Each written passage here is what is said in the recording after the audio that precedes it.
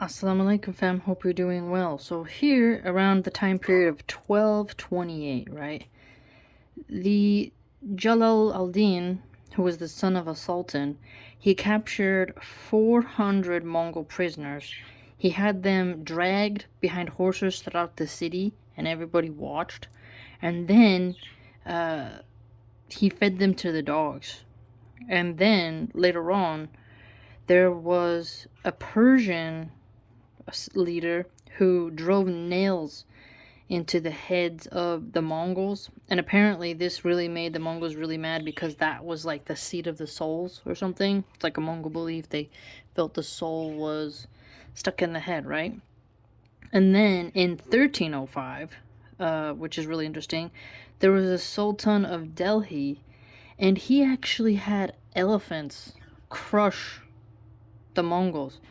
So, wow. I mean, this is really interesting because the author notes that the Mongols, they didn't torture or mutilate or maim. They kind of just, did combat terror. So they would, fight, and I guess you could say it was more of like prowess, rapid, stuff like that.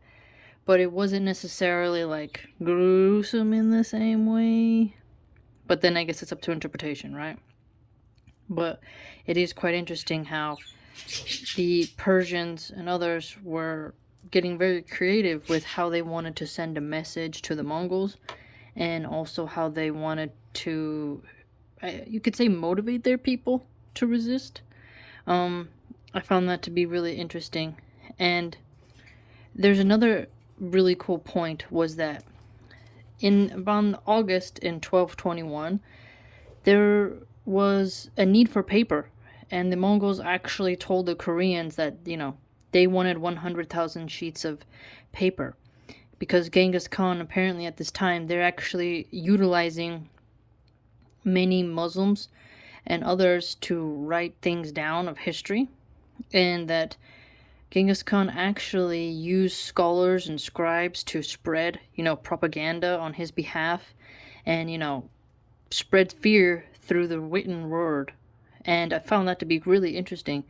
The fact that paper was that valuable, we kind of take advantage of it today, right? You go into Home Depot or Office Max, and you get a notebook for $1. But back then it was like paper was a big deal, and tribute being paper. That's pretty interesting how times change. But I thought that was interesting, so I wanted to share those facts with you.